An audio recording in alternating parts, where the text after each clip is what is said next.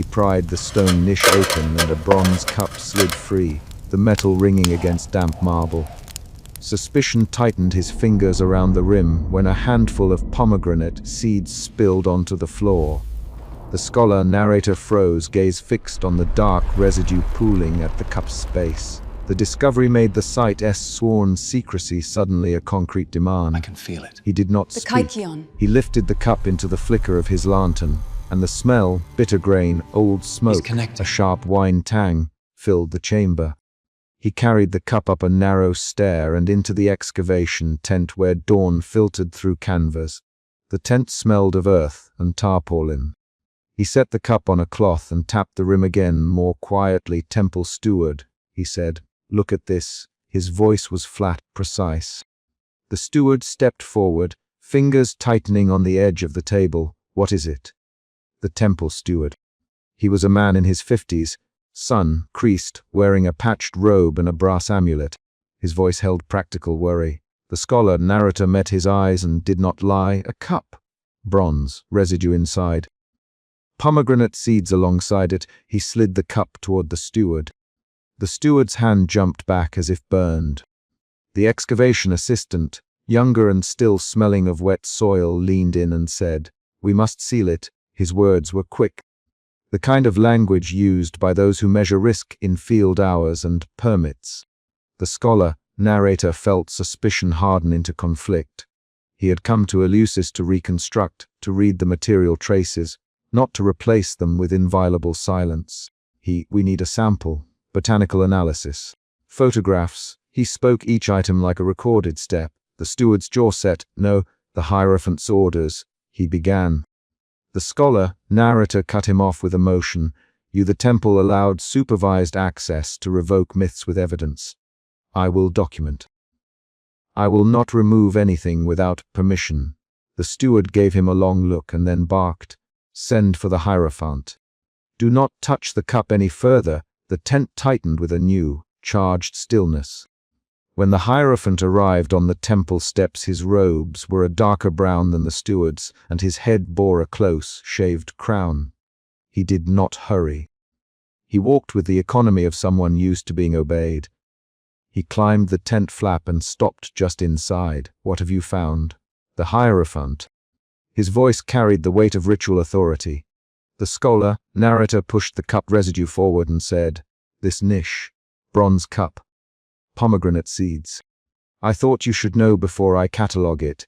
The Hierophant's eyes flicked to the cup, and then, for a fraction of a second, to the scholar narrator's hands. "You know the oaths, the Hierophant. You know we do not expose certain things." He did not raise his voice, but the words contained a pressure that could close doors. The scholar narrator felt the first emotion shift, suspicion into guarded defiance. He answered steady, "I know the oaths. I also know what it means for history if material evidence is withheld. I will not be the man who lets a right vanish from record." The Hierophant's mouth tightened. "Then you will not publish without consent," he said. Permission to enter the inner sanctum arrived in the afternoon, not as a favor but as a controlled concession. The Hierophant led the scholar narrator, accompanied by the high priestess and a young initiate, down a narrow passage whose walls still held salt and river stains. The high priestess carried no staff. Her hands were bare but steady. Her hair was braided and looped at the nape. She wore a robe folded with neat pleats. The scholar narrator noticed small details and stored them like inventory. The copper pin in the high priestess's braid, the faint burn mark at the edge of her sleeve, the scent of olive oil on her wrists. They reached the inner sanctum, and a stone altar stood in the center under a low vault. The Hierophant performed a guarded set of gestures, thumb to palm, index to thumb, small private movements that unlocked a niche. The scholar narrator watched each motion the way a documentarian watches a key ritual. The niche opened with a grinding sound. Inside lay the bronze cup, settled into carved grooves, barley grains pressed along its lip with traces of a dark pigment. "Do not touch," the high priestess in a clear voice. She moved closer and brushed her thumb along the cup's rim, without lifting it. The scholar narrator felt another emotion shift, defiance to concern. He spoke in practical measures. We need swabs from the rim, samples of those grains, and a controlled reconstruction to test oral effects. The Hierophant's hand rose. You will not perform any ingestion here, he said. Not without the council. The high priestess' thumb left a smear on the bronze. Her eyes did not look at the scholar narrator. The high priestess, named Argestis in the temple rolls, finally addressed him. You have led excavations, she said, but you do not know what those gestures mean to us. Her voice was low, like someone reciting a list of debts. The scholar narrator, Argestis, I know what secrecy does to knowledge. I cannot let a material trace be reburied in silence. The high priestess' hands tightened into an invisible grip. She, then watch closely. But you will not desecrate what we keep sacred. Her sentence was a balanced threat and concession. They performed cataloging under strict watch. The scholar narrator noted botanical residues under lamplight. Barley fragments crushed and darkened, smears of ochre pigment on the cup lip, a bitter, sour scent when he warmed a grain between gloved fingers. The Hierophant read aloud a fragment of a decree, an oath fragment carved into a clay tablet that forbade disclosure of certain rites on pain of expulsion. Each reading put a new weight on the scholar narrator's choices. He recorded measurements, sketched the cup's profile, and took calibrated photographs with a small plate camera while the high priestess watched his hands. At dusk the high priestess did something unnamed. She bent close to the cup and inhaled. Her eyes closed for a single, private beat. The scholar narrator watched her face go still, a muscle tightening at her jaw. He felt a pulse of professional curiosity and a tightening sense of danger. Argestis, the Hierophant, do not, but his voice frayed. The high priestess opened her eyes and said, the scent is correct. The steward, standing just behind, swallowed audibly. Later, under a low circle of lamps, they agreed to a controlled simulation, strict proportions meant to replicate the kykeon in harmless doses. Young initiate Dian stepped forward to serve as the measured participant. He was small, with a clean, shaven face and hands that trembled when he accepted the cup. I will be careful. Dian. The scholar narrator placed a measured draught on the altar and watched the liquid catch the lamplight. He measured the barley infusion, added a small, sealed amount of bitter herb the high priestess identified, and stirred with a wooden rod. The simulation began with conversation. Dian, are you sure? Argestis, yes, Dian replied. I have been taught to endure. The Hierophant stood with his arms folded. The scholar narrator recorded the time and the exact steps. He watched Dian lift the cup and drink. The first seconds were ordinary. A swallow, a hand placed across the lips, a small exhale. Then Dian's breath shortened, his muscles contracted. He dropped to one knee, and then, within moments, collapsed into convulsions on the stone. The convulsion was violent and brief. The room filled with the sound of cloth on stone and the Hierophant's sharp order, "Hold him!" The high priestess moved with a surgeon's precision to steady Dian's head. The scholar narrator stepped closer, notebook in hand, penless for a beat, then resumed writing because data mattered, even as a body convulsed. The steward shouted, "You warned us?" The scholar narrator replied, "We warned each other." The conversation clipped between them in sentences of confrontation and instruction. Argestis pressed her hands against Dian's temple. "See," she said to the Hierophant, voice low. He saw. He went under. Her statement was not explanation, but report. The Hierophant's face closed into a hard mask. He grabbed at a bound tablet at his belt, fumbled it, and the strap came loose. A clay tablet slid from beneath the strap and struck the floor, flaking along one edge. For a breath the room contained only the sound of dust falling and the thin rattle of beads from the Hierophant's necklace. The tablet opened where it fell, and dark letters spread across the cracked face. A sworn formula, a line forbidding disclosure, and a named oath with signatures. The steward lunged and snatched at the tablet, but his fingers grazed dust, and the tablet landed open between two stones, Close it! The Hierophant barked. The steward hesitated. The scholar, narrator reached down and, with a controlled motion, lifted the tablet and set it back on the altar. He turned it toward the light and read the line aloud. "By earth and by river we bind our mouths," he read. The words pronounced themselves heavy. The Hierophant's voice rose. "You have no right." He stopped. "The High Priestess," he read. "We are bound." The steward's shoulders slumped. In that moment the power of the oath shifted from paper to people. A legal formula became a practical decision that would determine whether knowledge left the temple or remained entombed in ritual practice. In the chaotic aftermath, the young initiate's pupils rolled, and he muttered words that were not quite speech. The scholar, narrator wrote down the mutterings precisely. A litany of names, a single place name, a fractured image of an enclosed grove and a split pomegranate. He did not attempt to interpret the vision. He recorded the concrete fragments. The Hierophant accused the scholar, narrator with short, sharp lines. "You endangered him. We performed a ritual under my watch." "The High Priestess," Diane volunteered. Voices snapped back and forth in 3 to 5 line bursts that revealed anger, blame, and fear. Our Justice stood and crossed the room. She grabbed the bronze cup and held it out to the scholar, narrator. "If you will be a scholar," she said, "read this. If you will be a recorder, record what you see and leave what is ours untouched." Her hand was steady. The scholar, narrator felt the second major emotion shift. Concern to a stunned clarity. He touched the cup with gloved fingertips. The metal was cool and left a faint smear on his gloves. He sat and opened his journal. He wrote exactly what he had seen.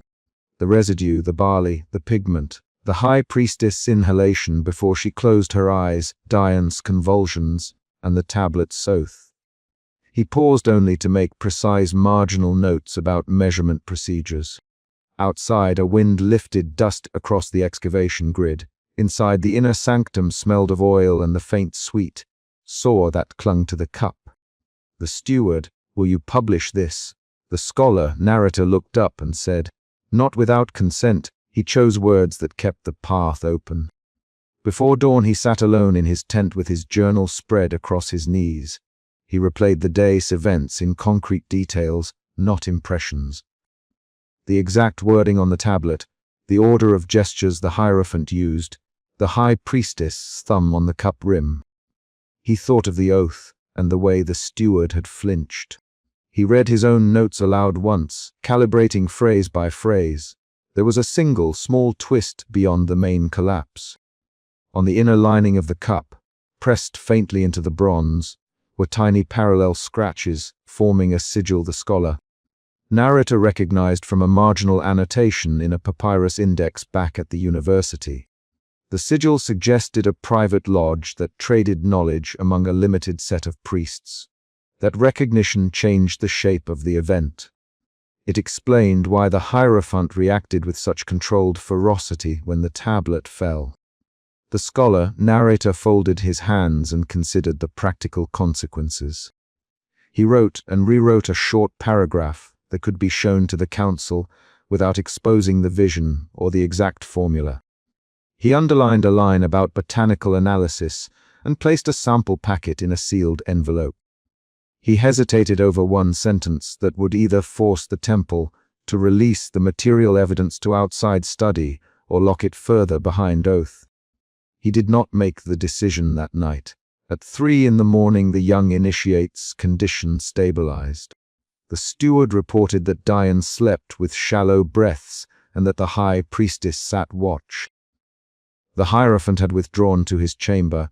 "You will not publish without us," the Hierophant had said earlier, and the words returned with concrete force. The scholar, narrator recorded the time and closed the journal. He slipped the journal into a leather satchel and felt the weight of the page beneath his thumb. He closed the tent flap on the sounds of the camp waking and the faint scrape of a cart wheel on packed earth. He closed the journal and, with a measured breath, tucked the page beneath the cover and pushed the tent flap closed. He held the wrapped bronze cup to his chest when a hand slammed his wrist and pomegranate seeds skittered across the forecourt steps. Suspicion tightened his grip. Suspicion had followed him from the niche where he first eased stone aside, and it pushed him into the open. "Put it down," the temple custodian barked, fingers on the cup's cloth. The scholar narrator did not answer with words. He turned his head and met the custodian's hard eyes, and the custodial hand tightened until cloth creased. Within those first seconds, the core problem was plain. Evidence now lay visible on public steps, and the question was whether secrecy could survive exposure. He was mid-40, pale olive skin thin where a thin scar mapped the right jaw.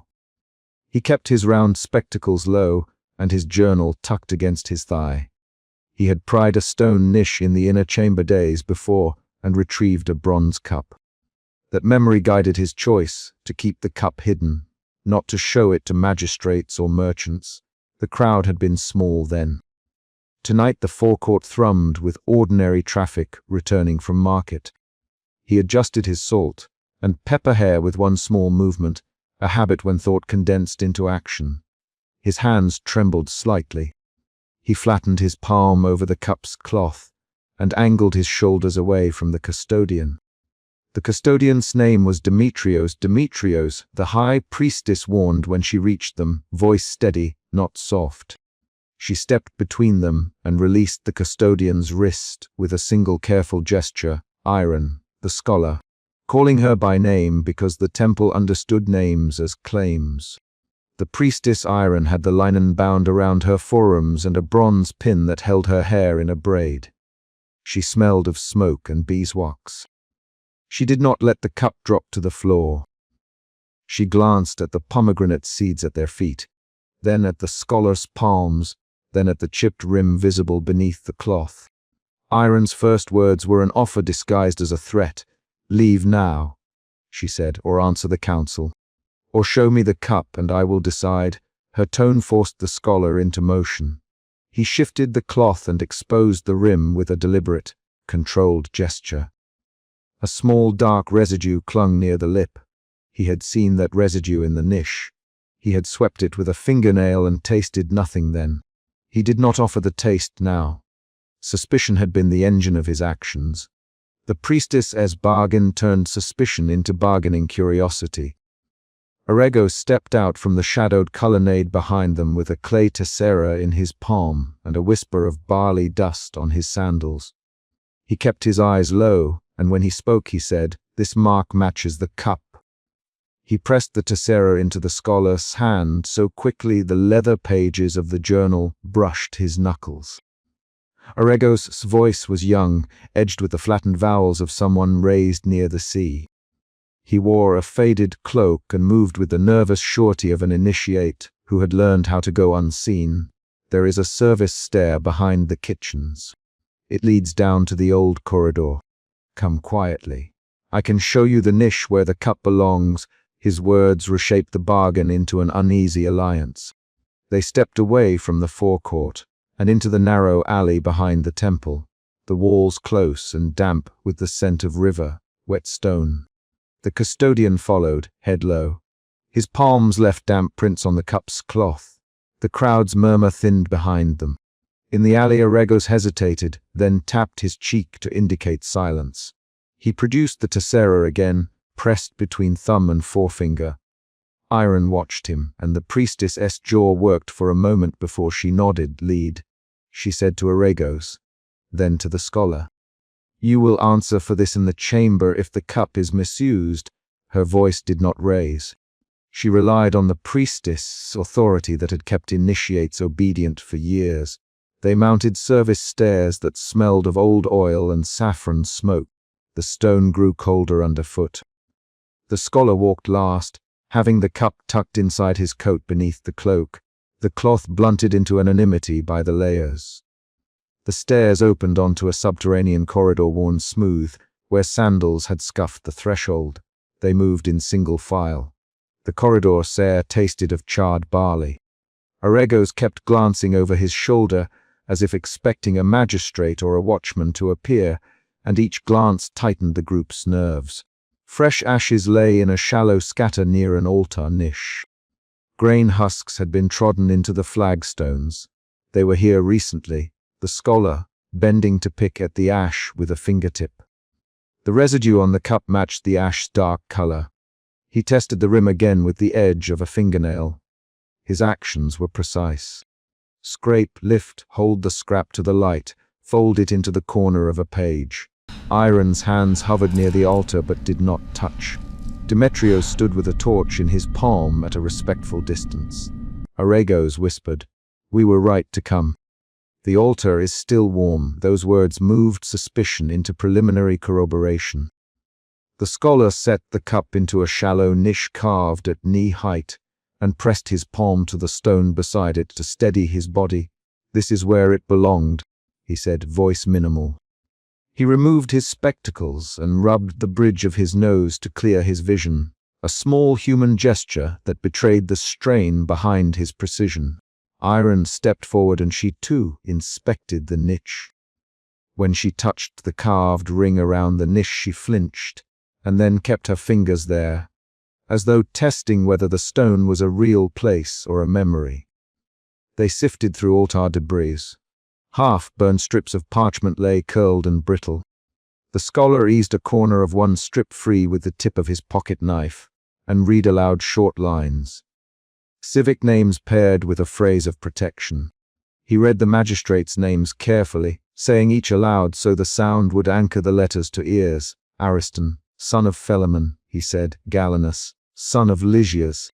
Demetrios' hand moved toward the parchment and then recoiled as if a heat remained. Iron's face tightened. She folded her hands and pressed the pads of her thumbs into her palms.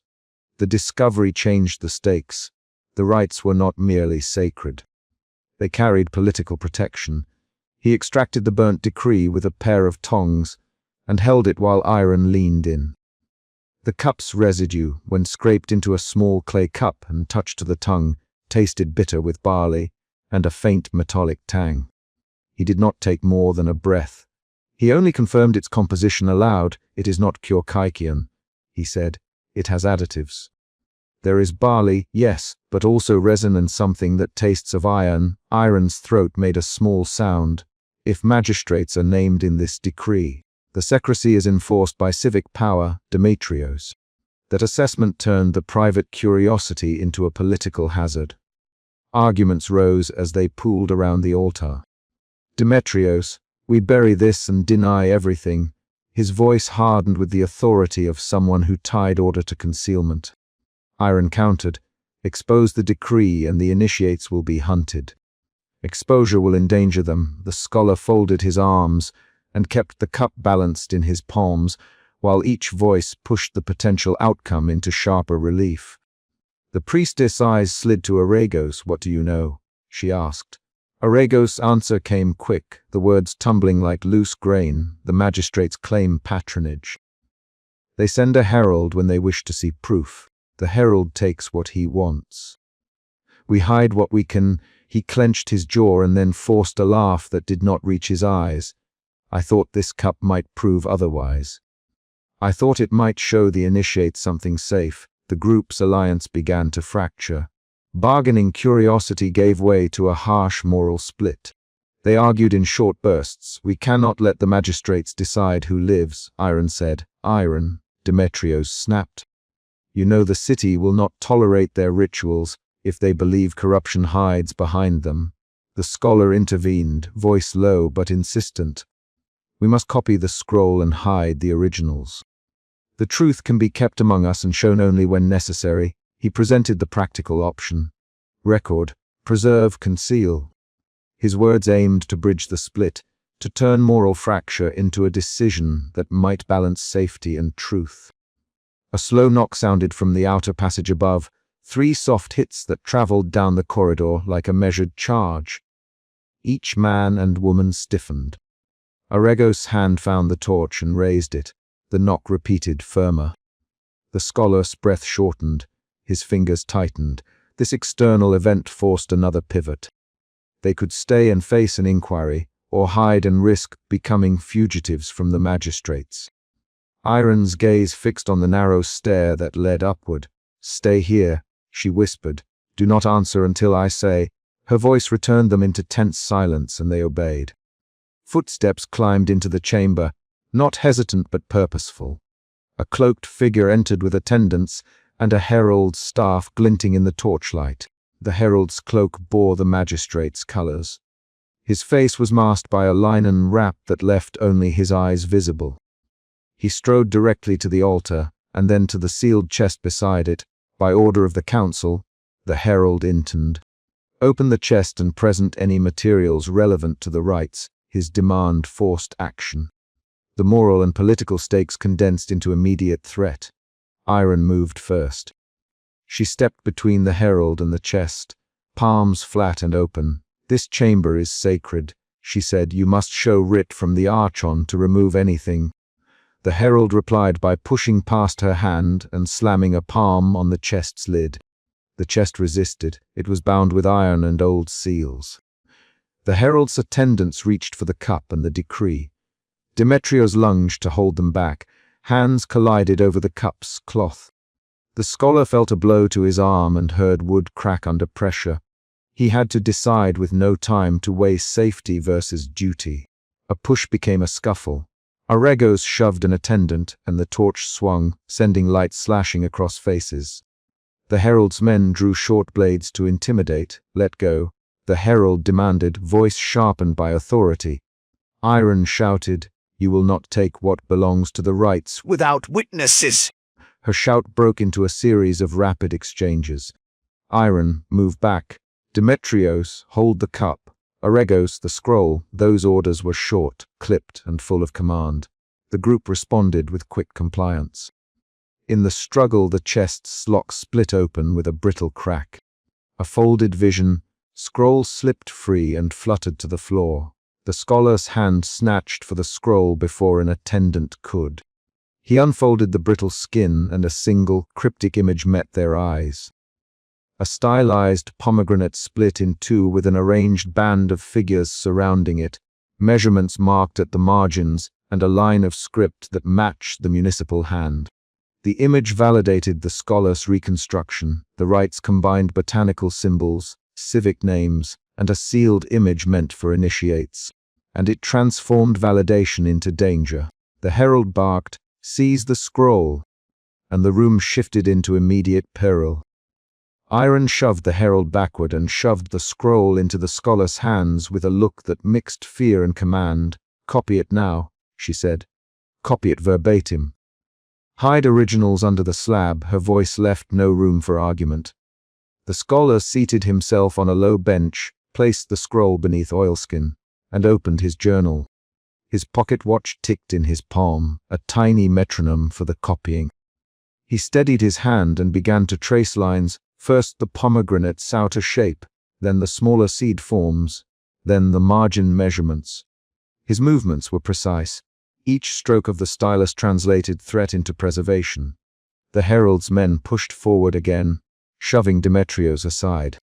Arregos dropped to his knees and clutched at a corner of the chest, trying to pull a hidden compartment free. The herald's voice rose. "Bind them if you must. Take what the magistrate requires." The scene unfolded in quick, staccato actions, grabs, pulls. A torch passed like an offering to provoke light, and each movement altered the balance. The scholar's hand moved faster as the herald's shadow fell across the page. He copied the script letter by letter, the curling municipal strokes resisting the stylus in the same way the city's power resisted secrecy. Then a surprising move. One attendant hesitated, eyes running from the herald to the scroll. He lowered his blade by a finger. Arregos seized the pause and shouted, "Now!" He elbowed the attendant and yanked free a leather strap that kept the chest fastened. The strap gave and a concealed ledger slid out. The ledger contained a list of names and payments dating seasons back. The herald cursed and lunged to catch the ledger, but Demetrios slotted his body between the herald and the fallen book and produced a small iron hook from his belt to snag the ledger away. That seizure changed the nature of the confrontation.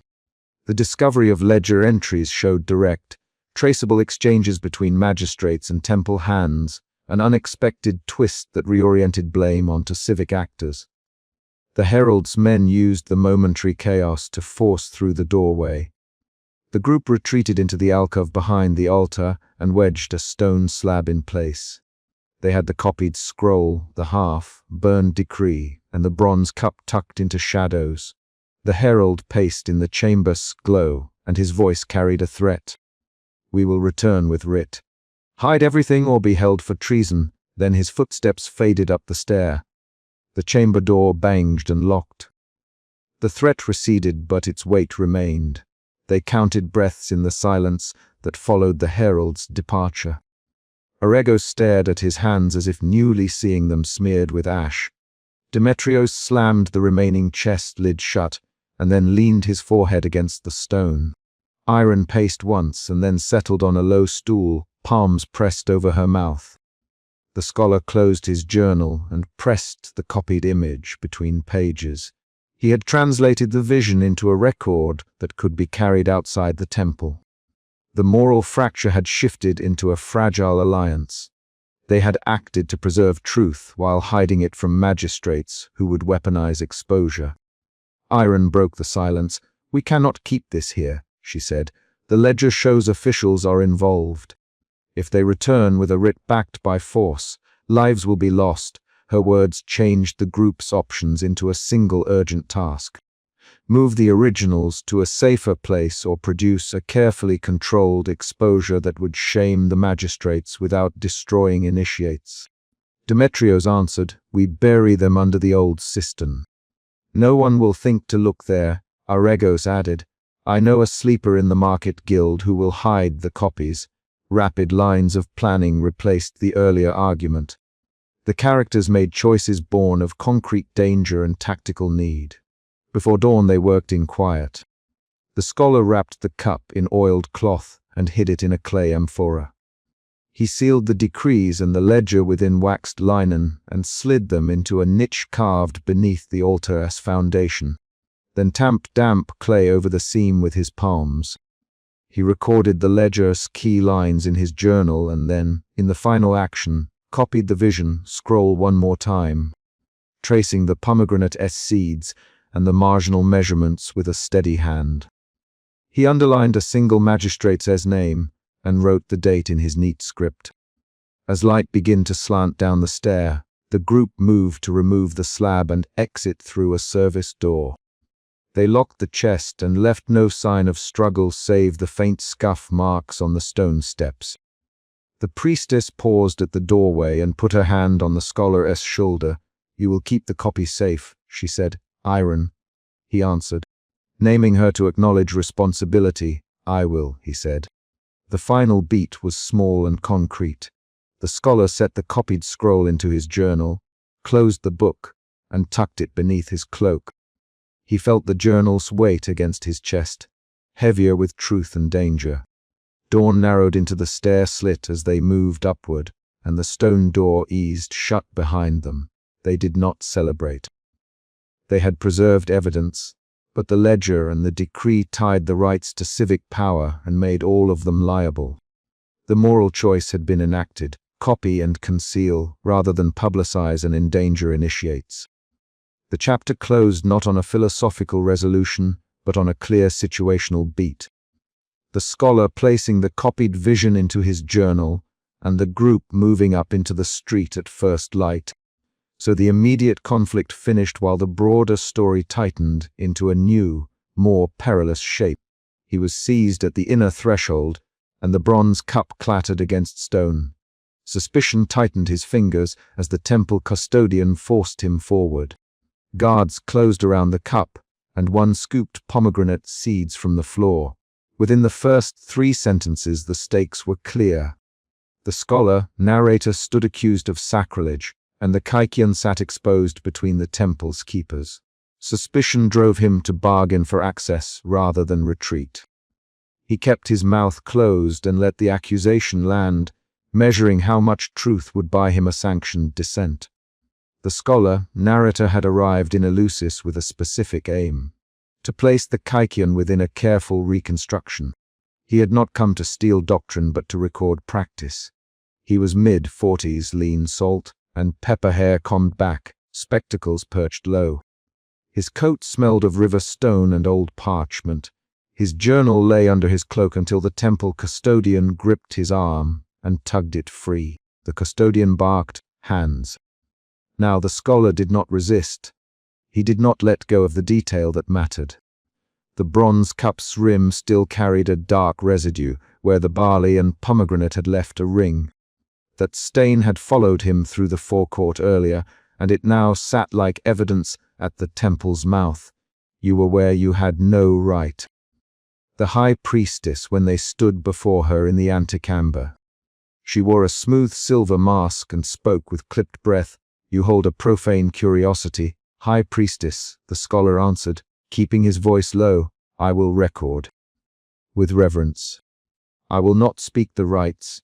He offered the memory of his method, the ruled ink of his pages, the promise of a reconstruction that would not quote the sealed words.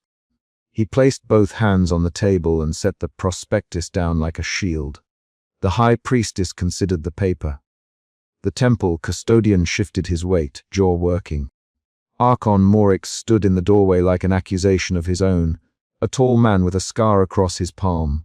He nothing at first. Silence became a test. The first external event came.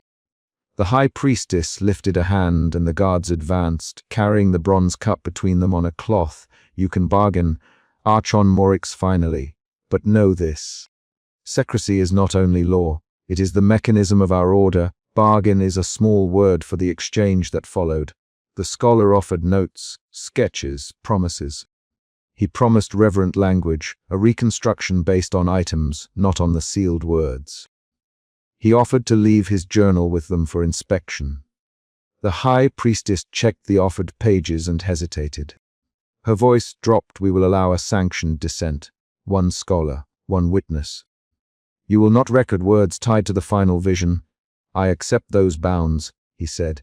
He could feel a shift inside. Suspicion softened to cautious hope. He also felt a new emotion, a bargain-born anxiety that tightened at the base of his throat. That anxiety changed his choices. He agreed to the terms and did not press for more.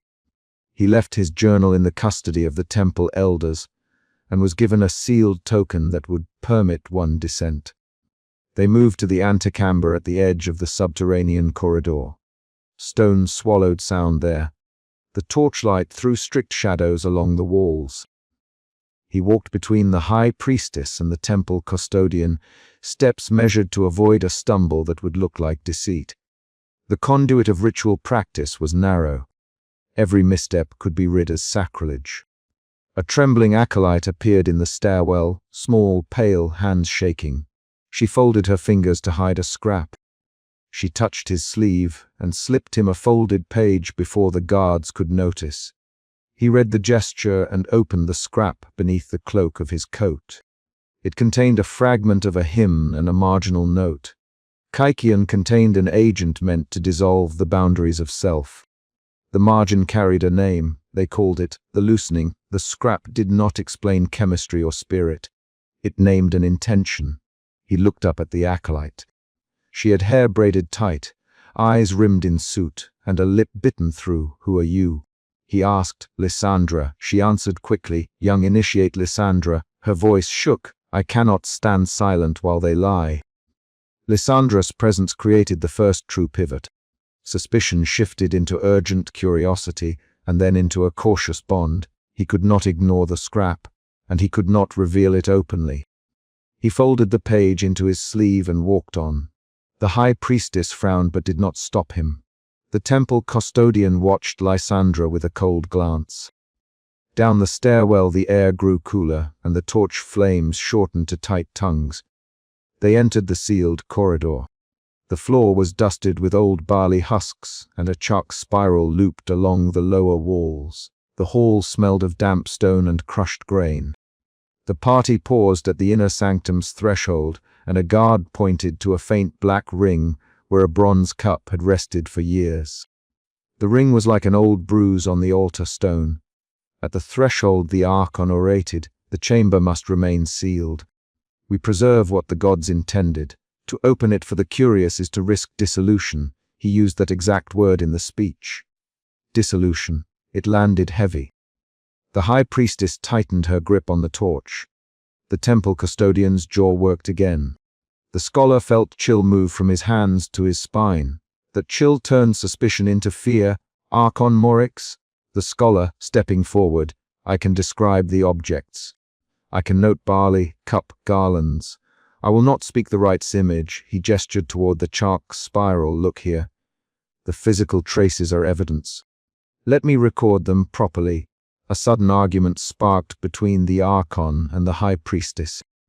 They traded 3 sharp lines before any guard intervened.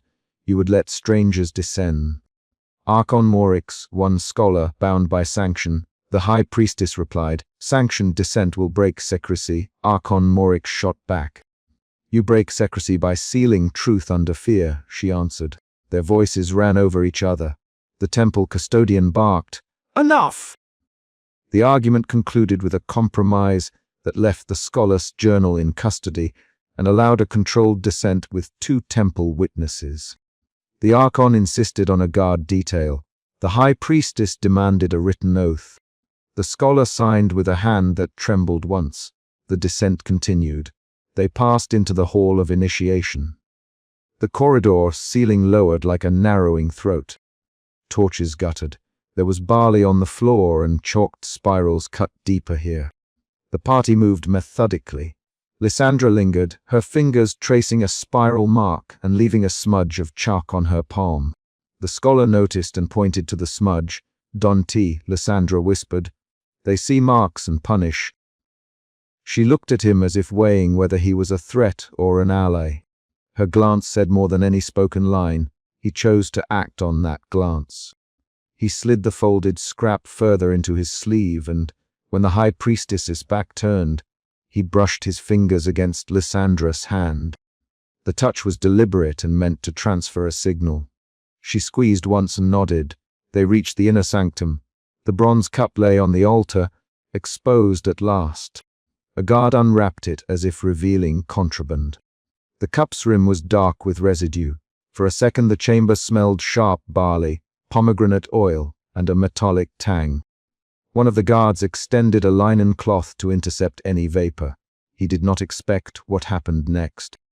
The old ring on the stone exuded a faint haze that rose in thin ribbons. When the haze met the scholar's face, he staggered. Images struck him in a burst. The taste of bitter barley on a dry tongue, the memory of pomegranate seeds dropped on marble in a previous courtyard, the sound of a chorus in a subterranean throat. He did not have time for introspection. His knees buckled and he reached for the altar. The high priestess barked an order, "Hold him!" Priests lunged and 2 hands grabbed his coat. The vision cut through like a needle. He saw, for an instant, a sequence of death and return. A carved figure on a stone bench falling backwards, breath leaving the chest, then a hand rising to scatter seeds. The vision did not explain itself. It catalogued physical acts, kneeling, a bright slip of liquid on the tongue, a hand crossing a chest. The scholar clutched at a specific detail and held it. The right aimed to loosen the identity that clung to a name. His reaction was concrete. He coughed, his breath sharp, and spat a small bead of liquid that had pooled at his lip. He could taste barley and something bitter he could not name. He forced his eyes open to the high priestess and said, with the slow cadence of someone trying to anchor a thought, "It dissolves edges. It makes names hollow." Archon Morix stepped forward and struck a torch against the wall. "Ban the sight!" he ordered. He grabbed a linen cover and clapped it over the cup. The chamber went darker at once. The priests murmured incantations, and the high priestess intoned a sequence that cut sound like shearing linen. Guards moved to form a ring around the altar. The vision fractured into shards of movement. Lysandra stumbling, hands over her ears. The temple custodian clenching his fists. Archon Morix's face slack with an expression he tried to hide. The scholar realized a new shift in his feeling. Fear deepened into anger at being denied full truth, then into a resolve to preserve at least one witness of what he had seen. He pressed his palms flat against the altar and steadied his voice. "High Priestess," he said, "you will seal the chamber, but you cannot pretend there is nothing to study. You have barley husks, chalk spirals, a cup with residue, and a hymn that names the loosening. Let me copy what is physical, let me note the hymn fragment." He spoke with measured insistence and did not plead. His body was steady. He chose the form of pressure that the elders would accept. The High Priestess looked at Archon Morix. For a time they measured each other's faces like texts. Then she said, "You will surrender your journal. We will seal the chamber. But one page may be copied by the initiate under supervision." Her voice held a concession and a threat. Archon Morix agreed while his eyes never left the scholar. The temple custodian moved to collect the scholar's journal. For a second the scholar felt the old hurt of betrayal. He had come with trust. And now the book moved away from him. He felt a rapid emotion shift. From resolve to a small, sharp panic, he reacted physically and intentionally. With a handshake to the High Priestess, he slid a single annotated page into Lysandra's palm. The movement was quick and precise. Lysandra pressed the page to her chest and stepped back, eyes wide. The temple custodian gripped the journal and began to read its cover. The Archon ordered the chamber sealed. Priests wrapped the altar and tied cords across the stone. The High Priestess pronounced the formal ban and etched a small mark in chalk to record the closure. Then the twist came that pulled meaning from prior events. Under the Archon's ultimatum, the temple custodian read aloud a line from the scholar's own field note, an observation the scholar had thought private, quoting the pomegranate incident from the forecourt and the exact number of seeds. How had the Archon obtained that detail? Lysandra's face flickered, the High Priestess' mouth tightened. The Archon, a suspicion must be met with force. Whoever moves against the order exposes the order, his sentence suggested a motive. Someone within the temple had been feeding him earlier information to control which secrets left the sanctuary. That revelation changed everything. It reframed the forecourt seizure from Chapter 2. The hand that had slammed the scholar's wrist may have been orchestrated to expose him and force the elders to act. The scholar's suspicion returned, sharpened into a suspicion of deliberate manipulation. He looked at Lysandra and the High Priestess and said nothing. He catalogued facts instead, the scrap she had given him, the Archon's knowledge of his private note, the temple custodian's aggression. Conversation became quick and clipped. Lysandra, the High Priestess, studying the young initiate, "You were in the stairwell. Do you deny passing anything?" "I passed nothing to any elder," Lysandra replied, breath shallow. "I gave the scholar a scrap because he asked." He looked like he would speak of the vision. "You gave him a scrap about dissolution?" The temple custodian demanded. "Yes," Lysandra answered. "He folded it and hid it. He promised to be careful," the Archon interjected. "Keep the initiate. She will be questioned." "The scholar leaves now." The scholar felt the room compress with decisions. The High Priestess, "No exile tonight. He will be expelled at dawn with a formal curse unless he relinquishes the page copied by the initiate." Her voice made the consequence real. Exile at dawn. The scholar measured his options. He could fight and be detained, or he could surrender the page and leave with only the memory of the vision. He chose to relinquish the full journal, but not to surrender the single annotated page he had pressed into Lysandra's hand. The temple custodian took the journal with a hard tug and tucked it under his arm. The Archon signed the seal. The High Priestess motioned for a guard to open the outer door. As they escorted the scholar to the forecourt, Lysandra found a way to slip from the guard's attention. She walked beside him for a moment beneath the moonlight and pressed a finger to his wrist, where the smuggled page lay. She did not speak. She only tightened her hand and then let go. Her small act confirmed their pact. At the outer gate the High Priestess spoke the formal curse and then ordered the chamber resealed. The cord across the inner sanctum was knotted and the chalk mark redrawn. Guards marched the scholar out under the night sky, while two priests recited a ceiling that muffled sound like a lid. The final paragraph ties directly to a concrete event. The scholar, narrator, stopped on the forecourt steps with his coat damp from the courtyard's spray. He watched as Lysandra slipped into the shadows with the smuggled page, and then heard the high priestess say one last instruction to the guards. Mark the bronze cup. Record the barley. Do not speak the sealed sight. The scholar did not answer. He walked away under the moon, expelled but with one concrete fact preserved. The page that Lysandra carried and the whispered vow they shared to protect what they had seen until a safer reckoning. Emotion root, suspicion. Emotion shifts, suspicion, cautious hope, anxiety, bargain, fear at the vision, anger, resolve, panic, solidarity with Lysandra. These shifts drove his actions. Bargaining to gain sanctioned access, hiding the scrap, relinquishing the journal, and smuggling a page to Lysandra. The chapter resolved the immediate conflict. The descent occurred, the vision touched him, the chamber was resealed, and the scholar left Eleusis expelled yet with a clandestine pledge in motion. The external events, the seizure at the threshold, Lysandra scrap, Archon-Moric's arrival, the exposure of the cup's haze, and the final exile, mark the chapter's arc and leave a concrete lead into the next chapter.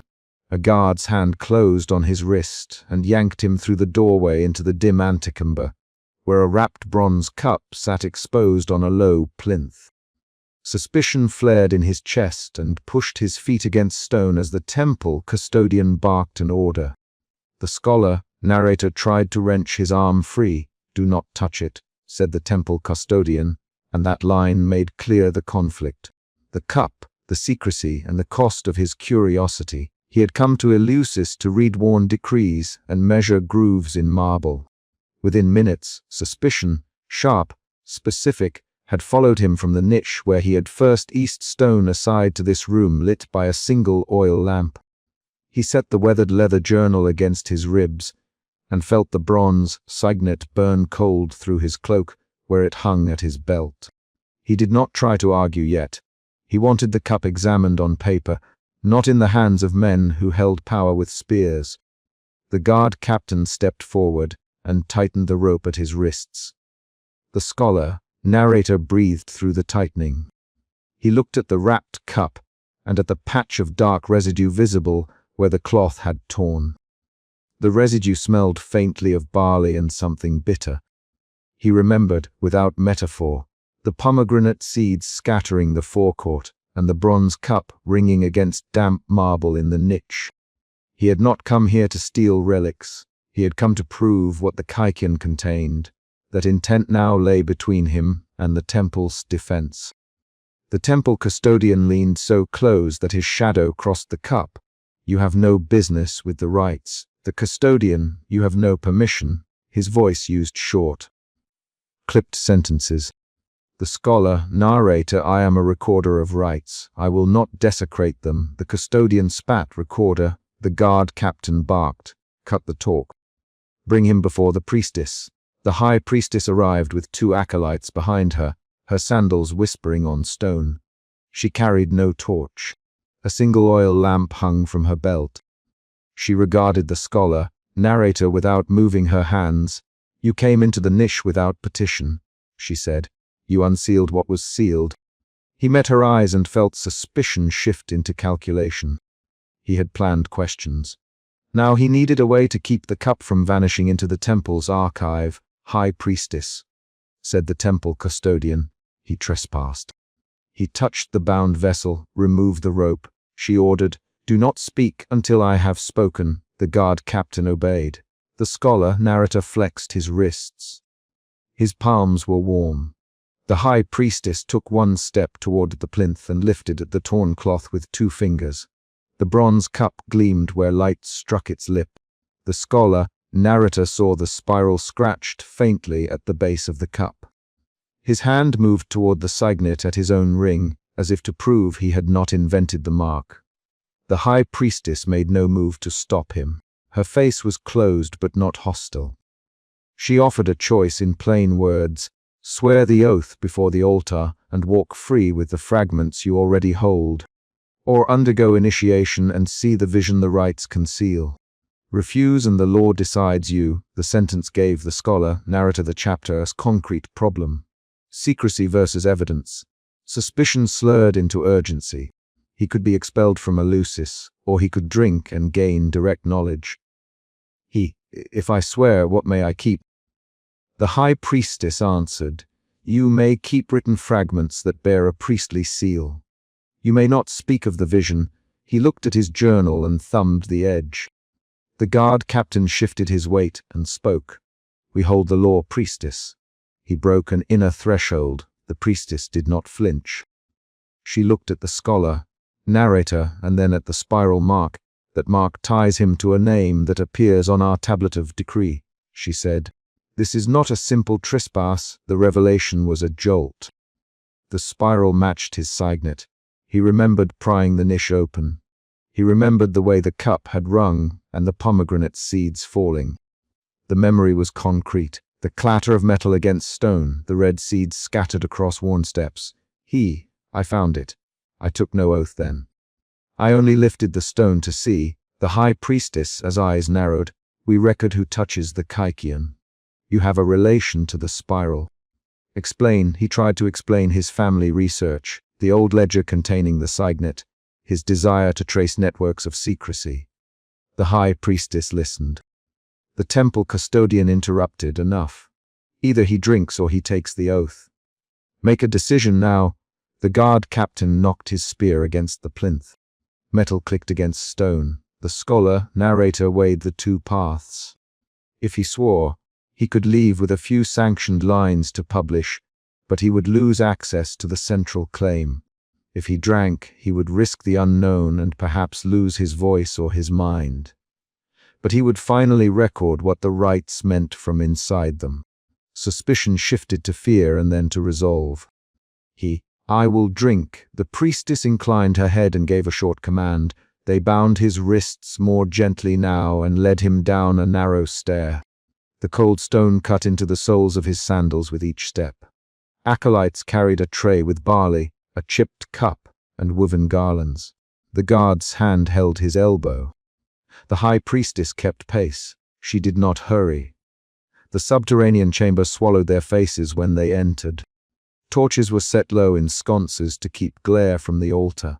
An acolyte young, with a pale scar along his brow, moved to set the kykan before the stone altar. He hesitated. The scholar narrator watched his fingers. The acolyte's hands trembled just enough that a barley grain fell and skittered to the floor. The high priestess caught the sleeve of the acolyte. Steady, Ariston, she said, steady. The acolyte swallowed and steadied his hands. The scholar narrator knelt before the cup as ordered. He kept his journal under his cloak and felt the bronze signet rest warm against his hip. The acolyte uncovered the cup. Steam rose from the kykian in a thin, visible spiral that smelled of boiled barley and crushed herbs. The scholar narrator leaned forward and tasted the air. Bitter barley, a metallic tang, and something green and root-like. The acolyte muttered, "We have mixed barley, water, pennyroyal, and crushed bitter greens."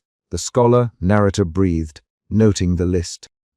The high priestess watched his face. "Drink when offered," she said. "Do not speak until the vision passes." He took the cup. The metal was warm from the breath of those gathered. He raised it to his lips and drank a long swallow. The liquid was thick and bitter. It left a faint graininess across his tongue and the feeling of barley dust settling behind his teeth. As the kykian reached his stomach, the chamber's air tightened around his chest. He breathed in and focused on physical sensations. 2 pulses in his throat, a salt taste at the back of his mouth, the lamp oil's faint smoke in his sinuses. He did not let his thoughts drift to metaphor. He felt an urge to close his eyes. He did. Images came fast and clinical. He saw a ledger leafed open and inked decrees naming names. He saw a field of standing barley, cut at by a blade and hands placing pomegranate halves on a stone.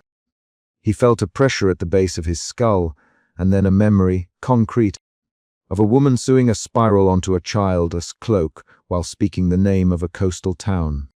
He saw the spiral in a carved tile in a distant shrine, unconnected at first, then aligned with the spiral on the cup. He heard a voice laugh from a courtyard. The images were explicit. A ledger, a blade, sewn thread, a child's laugh.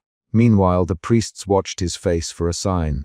The high priestess stood still with folded hands. The acolyte Ariston kept his eyes on the candle flame.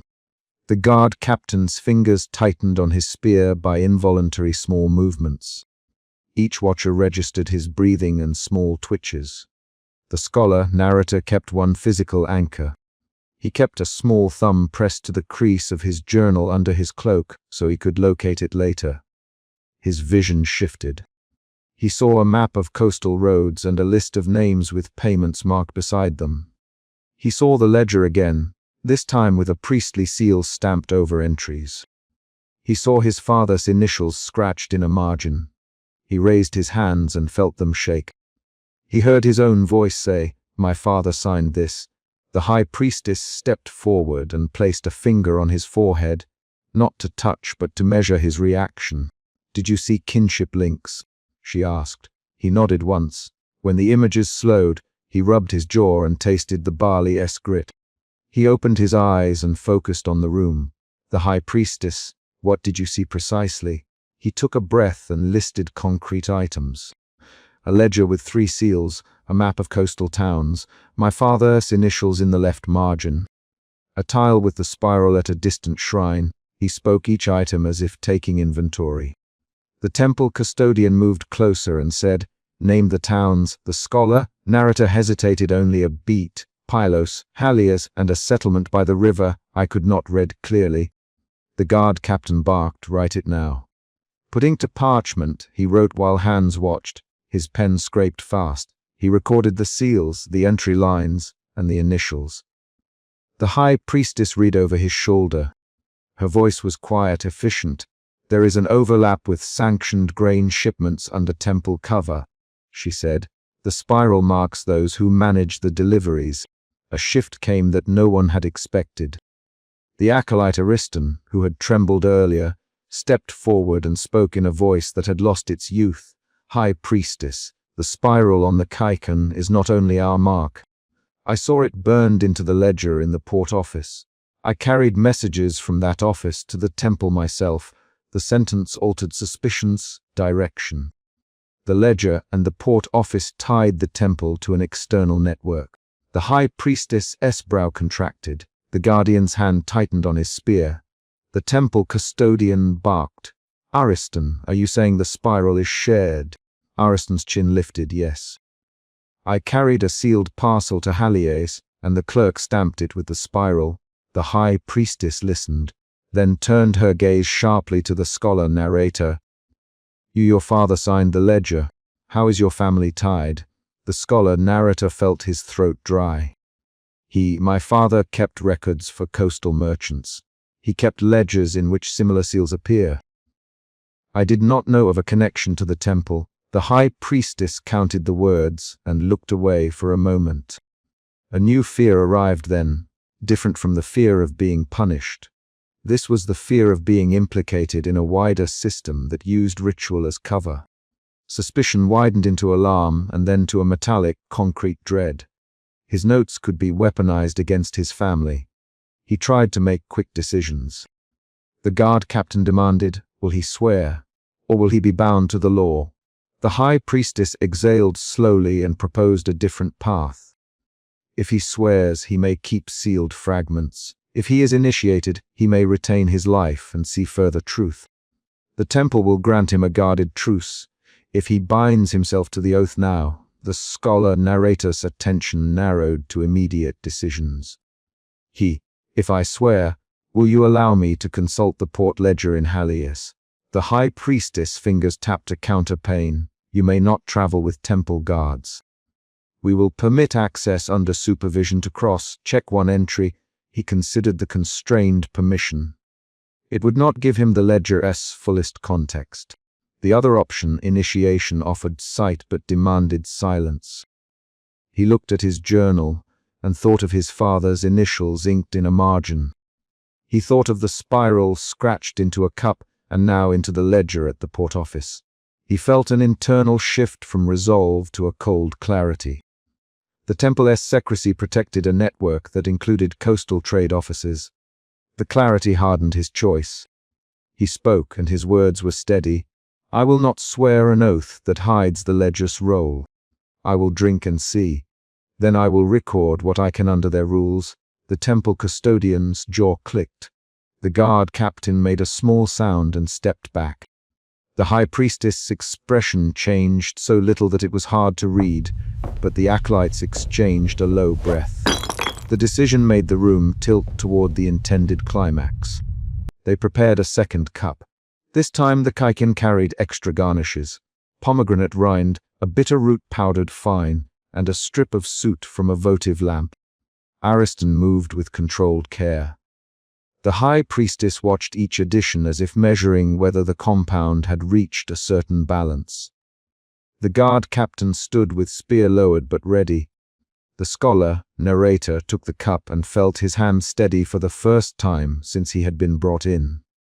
He drank. The aftertaste held a tension across the palate similar to iron and green bark. Immediately, the vision struck deeper and lasted longer. He saw a ledger again, older this time, with columns of names and dates. He saw vessels unloading grain at night. He saw men in cloaks handing sealed parcels to port clerks, and in the margins the spiral stamped again and again. He watched as a priest placed a pomegranate half on a table, and then slid a sealed packet beneath it. He had the sensation of his fingers touching cloth and tying a knot.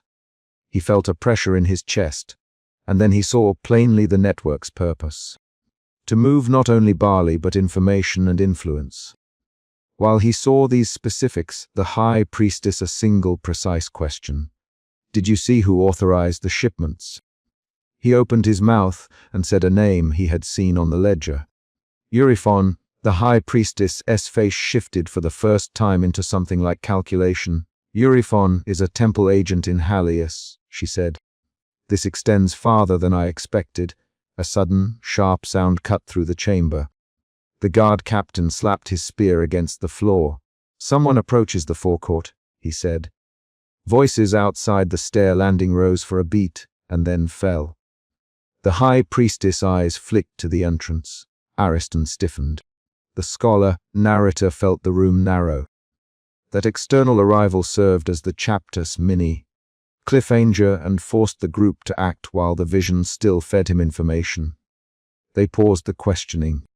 The high priestess moved to the stair and listened. A man's voice called out, "High priestess, a merchant demands entry. He bears a sealed petition.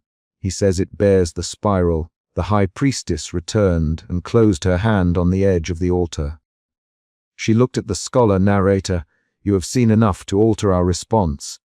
We will not let a merchant cross without examination." Her voice contained calm command.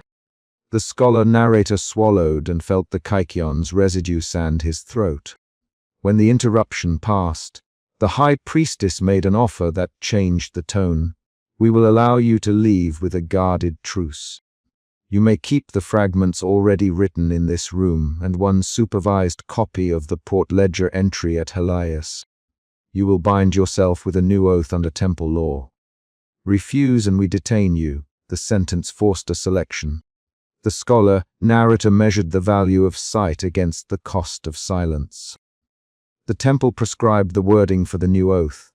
He read it aloud while a scribe copied the words. He spoke the lines: "I will not reveal the vision. I will not speak of the rites. I will not bear the secret beyond sanctioned bounds."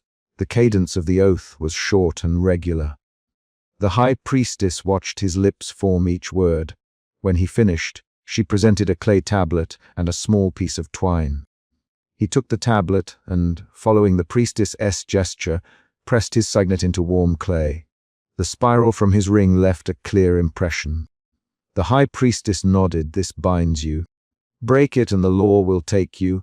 The cube of legal consequence felt heavy when she laid it in his palm. The guard captain unfastened his bindings. They escorted him up the narrow stair to the temple steps. Twilight lay low across the courtyard. The high priestess stood at the top and watched him gather his torn notes. The scholar narrator folded the page into his journal and slid it under his cloak. He felt the clay tablet steady against his chest. The high priestess only one line. "Remember the port ledger in Eleusis. We will meet you there under supervision," he nodded. As he walked down the forecourt, the temple custodian called after him, "Do not repeat what you saw." The scholar narrator kept his head down and answered, "I will not speak of the vision." The words sat on his tongue and tasted of barley and ink. Outside the temple, the night air hit his face. He moved down the steps and felt the weight of the tablet and the journal at his side. At the base of the steps, an acolyte placed a small clay bottle in his hand and said, "For the journey." The bottle contained a bitter draught to steady the stomach. He declined with a short, grateful nod and tucked the bottle into his cloak.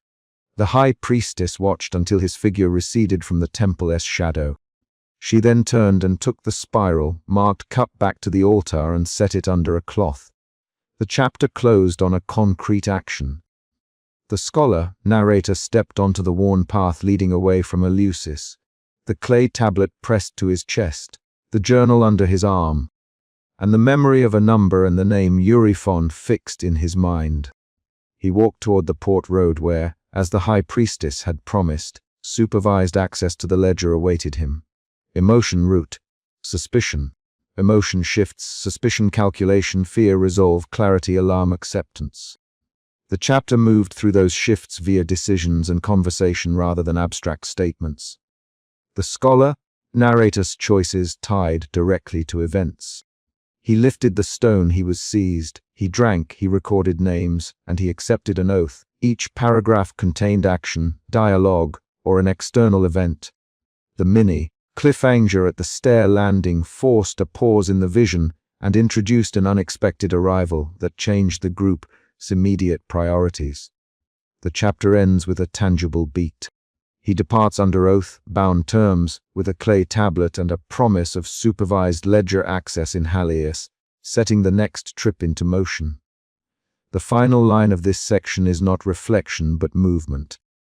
He folded the journal close, tightened the twine on the clay tablet, and stepped beyond the temple's shadow toward the road that would lead him to Eleusis. He was shoved to his knees as cloaked custodians closed the circle and a bronze cup pressed cold against his palm. Suspicion sat heavy in his chest and shaped every movement. The way he drew breath, the way his fingers tightened on the cup's rim. "Put the cup down," the temple custodian barked, and guards tightened the ring. The central problem was immediate and visible, custody of the kykion, and whether the ritual would be revealed or reburied. The scholar narrator tasted the iron tang of panic along with the copper of the cup. He kept his chin up. He let his left hand rest over his signet, feeling the spiral incision under the bronze ring. That spiral had followed him from the niche where he first eased stone aside. It had made eyes shift at the forecourt, and it had made guards think twice at the inner threshold. He had come to Eleusis to reconstruct, not to steal, and suspicion had already turned into accusation in the temple's low light. The temple custodian stepped forward. "You took it." The custodian, "You took what is sealed," his voice cut like flint. The guard captain knelt to secure the cup with a leather thong and lamp oil spattered onto stone. The scholar narrator did not argue. He could not let his hands move too quickly. He kept his fingers around the bronze. He kept his eyes on the high priestess across the days. The hall smelled of cold stone and old oil. The scholar narrator's coat carried damp river smell. His journal was tucked under one arm. He had the pocket watch in his palm, but he did not check it. He had rehearsed what to say for weeks, but each practiced phrase tightened into something brittle when spoken aloud. He kept his voice measured. "Name yourself." "The high priestess." Her voice did not rise, but each word landed like a small weight. "Tell us why the cup is in your hand." She held a hand over the amphora, sealed chest behind her. Senior priests shifted on their knees. A senior initiate watched with fingers tucked inside her stole. The chamberer's focus narrowed to that small, cold object in his palm. "I am a scholar," he said. "I study rites and texts. I wish to see the Kaikian to understand its role." The word Kaikian drew a narrow reaction. The temple custodian spat. "A scholar," he said. "Scholars do not break seals." The guard captain's grip tightened visibly on the leather thong. The spiral under the cup caught the high priestess's eye before she spoke. She reached in silence, turned the cup under the lamp. The metal showed an engraved spiral below the patina, the same spiral as on the bronze signet ring on the scholar, narrator's hand.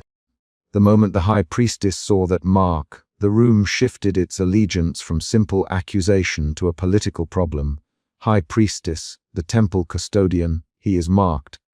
He jabbed a finger, marked like insiders. He could be an initiate or a thief with a forged hand. The high priestess' eyes narrowed. She called the senior priests by name, and names traveled like small arrows between men and women who had spent mornings together chanting and counting barley. The scholar, narrator, felt his pulse move under his jaw. Suspicion bloomed into self-defense and then into anger. Anger at being judged by outward marks instead of the work in his journal. Anger at the custodian for pushing his wrist. "I carried the cup to examine it. That is my proof. You have my journal. You can read the notes." He did not raise his voice. He let the words be small, precise tools. "Read your notes." Then, the guard captain, or test him, the high priestess folded her hands and ordered a vote. Voices low at first rose into a thread of choices: secrecy, execution, demonstration. The temple custodian argued forcefully for secrecy. "If the draught is opened, the city will know." The senior priest Demetrios argued for demonstration. "If the draught is true, it binds us stronger. If false, we crush heresy." Their debate turned the cup into authority. The scholar narrator had not planned to stand trial. He had planned to record, to compare verses, to map barley use across seasons. He had not expected his wrist to decide who held power. The high priestess named 3 options: bury, burn the cup and its records, or let the scholar authenticate the rite by consuming the draught under guard. Her voice held no fear. It only carried the weight of ritual precedent. He hesitated. The hesitation was a second emotion shift. From anger to calculation, his hands shook fractionally. He felt the signet press into his skin. He thought of the forecourt, the copper glint of pomegranate seeds skittering across worn steps, and of the guards who had seized him at the threshold. He thought of the bronze cup wrapped in cloth, and the way the guard's hand had closed on his wrist in the antechamber. He judged the stakes. "I will drink," he said. The words dropped into the circle. Several voices said his name at once. "The scholar, narrator will drink." One priest asked, "You would hand us power?" The high priestess did not answer at once. She looked at the amphora, then at the scholar, narrator. "If you drink, you will bind the right to present hands. If you do not, we reseal and judge you for theft. Choose." Her clarity forced a decision. They broke the chest in the next beat. The guard captain struck the iron hasp with a hammer. Wood surrendered with a dull crack. The lid came up. Inside lay a sealed amphora and brittle scrolls wrapped in oilcloth. The amphora's stopper was hollowed with clay. The high priestess unwrapped a corner of the oilcloth, and as she eased the stopper, a pale vapor rose in a narrow column. The vapor smelled of crushed barley and crushed mint, and something that reminded the scholar, narrator of the river mud, where he knelt to copy an inscription months before. A priest moved to back away. "Close it." The temple custodian, "Close it now." The vapor hung like frost. The high priestess brushed it with the back of her hand and let it fall away. "No," she said. "It will not harm those who enter as we intend." "Let him prove it." She signaled the senior initiate forward to hold a cup near the amphora as the scholar, narrator, rose. He felt the second strong emotion shift then. Suspicion into dread, then into a narrow curiosity that pulled him forward. His fingers trembled as he took the amphora stopper. He smelled barley and pomegranate rind. He saw the way the senior priests watched him, the temple custodian's jaw working. He thought of prior chapters of his life, of the day he had pried aside a stone niche to find a wrapped bronze cup, of the forecourt struggle where seeds had skittered, and realized the cup in his palm now stood at the center of allegiance in the telesterion. They measured the draught in a small bronze cup. A senior priest, named Dion, read a short formula from a brittle scroll. Dion's voice was clipped by barley and pomegranate. He intoned, by vow and threshold. The high priestess nodded. The senior initiate held out the cup. The scholar narrator's throat tightened. He set the cup to his lips and drank. The draught was warm and bitter with barley. He tasted a bright bite of mint and a faint onion tang beneath it. The liquid coated his tongue and moved down into a place where he kept memory. The chamber's torchlight exaggerated the sheen on his skin. His knees buckled. He gripped the plinth to steady himself. He was physical first. The world stuttered in color as muscles released, and a ringing began at the edge of hearing. Then the chamber split into a vision that the high priestess did not announce. The vision unfolded through solid, concrete images. He saw the face of an old woman on a morning terrace, handing him a chipped cup of steeped barley and mint. He saw a boy stumble and fall beside a furrowed field and a hand lift him up. He smelled pomegranate fermenting in a clay jar and felt seeds burst under his teeth. These were not metaphors. Each recalled an actual sensory moment, a line of events that unrolled with precise clarity. Voices changed in the chamber. Some men convulsed, clutching at their knees. The temple custodian cursed and banged his fist on stone. The guard captain steadied a priest who had collapsed into a shuddering sob. The high priestess knelt and held her palms to the amphora as if steadying the object itself. The senior priest Dion spoke aloud fragments of the formula while tears ran down his face. High priestess, the temple custodian rasped, seal it. Some must not see this. He tried to rise, but the guard captain held him. The temple custodian's reaction forced another shift of emotion in the scholar, narrator. From curiosity and awe into the cold clarity of fear, he realized the vision did more than conjure images. It rearranged loyalties. A senior priest who had earlier argued for demonstration sobbed, then steadied, then said, "Do not close it. We have seen. We are bound now." His voice trembled with a recognition so exact that the high priestess looked at him as if a new ledger had opened between them. The high priestess then asserted control. She ordered that the amphora be resealed and the scrolls returned to oilcloth. "We bind the site by law," she said. "We keep the rite as tool and cure, not as spectacle. We decide who holds it." Her hand rested briefly on the scholar, narrator's shoulder before she allowed the guards to lead him back to his knees. In the immediate aftermath, the chamber's atmosphere was compressed. No one sang or chanted. The senior initiate moved silently to press oilcloth back over brittle scrolls. The guard's hands were damp. The temple custodian's face was red and thin.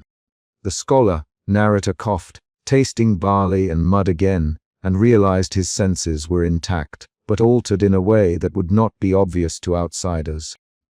The high priestess spoke quietly. "You have seen what we guard," she said. "You have the weight of that site. How shall we trust you to hold it?" Her question was practical. The temple custodian demanded punishment. The senior priests argued for a formal oath. The scholar, narrator, understood that the choice now was not a matter of spectacle, but of governance. He also realized that the spiral on his ring and under the cup had changed how they viewed his presence. He had gone from thief to potential insider. He answered by action. He set his journal on the plinth and flipped it open so that the pages faced the light. He showed not just notes but specific measurements, transcriptions of barley counts, precise references to hymns, and a mark where he denoted pomegranate residues in vessels near the outer storeroom. "Read the entries," he said. "Judge me by what is in the book." His voice did not plead. It proposed an exchange, knowledge for trust. The senior priest Demetrios read the handwriting aloud. Barley ratios 3:1, mint added quarter measure, pomegranate used in thrice. Binding, he read. He catalogued preparations in store, room 7, names and numbers shifted the conversation into procedural ground. The temple custodian still pressed for banishment. Even so, he said, he handled holy property outside a rite. The high priestess tilted her head. He will be bound under oath, she said, not burned, not banished. He will write the rite as we allow and will not distribute it. He will put his signet to our charter, that sentence rearranged power. The temple custodian bristled, that hands power to an outsider. He spat, to now say an outsider may write our laws. The high priestess looked at him and named a slow consequence. If we wish to control this, we must also control who records it. He records for us, or we re-bury it. Her decision forced a bargaining table. The bargaining became a rapid exchange. You will not speak the names to any city official. The high priestess to him. You will place your signet on the charter. You will be supervised by senior initiate Cora while you transcribe the scrolls. I accept, he said. The words were short. He placed his signet ring down on the oilcloth beside the amphora, feeling the metal bite his skin. The temple custodian demanded a public admonition. Let him stand in the forecourt and admit his theft, he said. Let the city see. The high priestess refused. She wanted discretion. No, she said, exposure invites rulers. We lose the right to decide. He will leave at dusk under the escort of the guard captain. He will keep what he wrote sealed for the year, and will not present it to magistrates. The temple custodian ground his jaw. The guard captain's eyes flicked between the amphora and the scholar narrator. A late twist arrived. As the men spoke, the senior initiate Cora, who had earlier held the cup, stepped forward and placed a pomegranate upon the stone plinth she had used to steady the amphora. Cora's fingers were stained with smoke from the torches. High priestess, she said, I was there as a child when the old midwife taught the barley strain. I did not speak then. I will speak now. The scholar narrator did not steal. He returned something we nearly forgot. Her voice cut through the argument with a detail. She named the midwife's courtyard where a clay jar sat with fermenting pomegranate. The memory matched an entry in his journal. That admission created a second twist that reoriented loyalties. The temple custodian's face lost color. He had feared exposure more than embarrassment. Cora's voice moved the room. Her presence forced reassessment. The high priestess held a moment longer, then nodded. We will bind him to the temple's law, she said, not to the magistrates. The guard captain unlocked a small iron chest where a charter was kept. He handed a reed pen. The scholar narrator dipped the pen. His hand did not shake now. He wrote his name across the oilcloth and pressed the signet into wax. He signed the obligations. He felt his actions align with words. He had chosen to accept temple governance rather than fight exposure. That choice altered his arc. He entered as an outsider and left, by contract, as a recorded participant in the rites custody. When darkness fell, the chamber was hushed. The amphora had been stoppered and wrapped. The scrolls were returned to oilcloth and tied with a strip of linen from the high priestess's own stole. The high priestess handed the scholar narrator his journal back with an inked note on the inside cover. You will write under supervision. Keep your hand true. Her instruction was brief and administrative. It carried authority rather than warmth. He was escorted through the twilight corridor toward the exit. The temple custodian flanked him on one side and the guard captain on the other. The corridor smelled of river stone, of candle smoke, and of rubbed oil on sandals. As they walked, the temple custodian muttered, You owe us obedience. The scholar narrator kept silent and observed. He watched the custodian's fingers flex. He watched the guard captain's shoulders stay broad and still. Their reactions showed how power had realigned. The high priestess had reasserted central control, but she had also absorbed a new variable, the scholar and his records. Outside the telesterion in the corridor where a single torch guttered, The scholar narrator paused. He set the bronze cup gently beneath a loose stone step and felt the cool of the marble against his palm one last time. He pulled his journal tighter under his coat. The high priestess' last instruction reached him again. Right under supervision, he nodded to himself, a practical gesture. He would keep to the law they had signed. The chapter's closing beat was small and concrete. The high priestess resealed the amphora beneath oilcloth and a wax tea. She placed the key to the iron chest into the guard captain's hand and said, "A return at dawn with a scribe. We will begin supervised transcription." The guard captain bowed his head. The temple custodian took the amphora into a curtained alcove. Alone later that evening, the scholar, narrator wrote a single careful notation in the margin of his journal. Kaikion tasted of barley, mint, pomegranate rind. Vision linked to household memories. Potency controlled by ritual context. He then slipped the bronzed cup into a fresh niche under a different step. Not the one he had pried open earlier, but a shallower hollow he had found when first mapping the Telesterion. He did not hide it out of fear. He hid it because he now understood the cup's function as both wound and tool. His departure was deliberate. The guard captain did not follow him outside the outer gate. The high priestess did not come to the threshold to watch him go. He left with the journal under his coat and the signet ring still warm on his finger.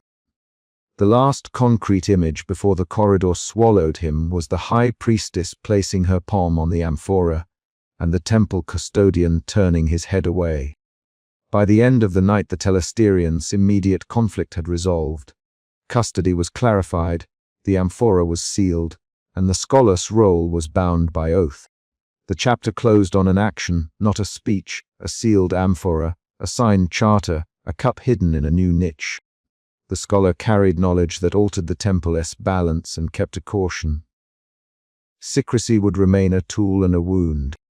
He walked away knowing that his next entries would be supervised, that his notes were now part of the temple's ledger, and that his presence would be watched.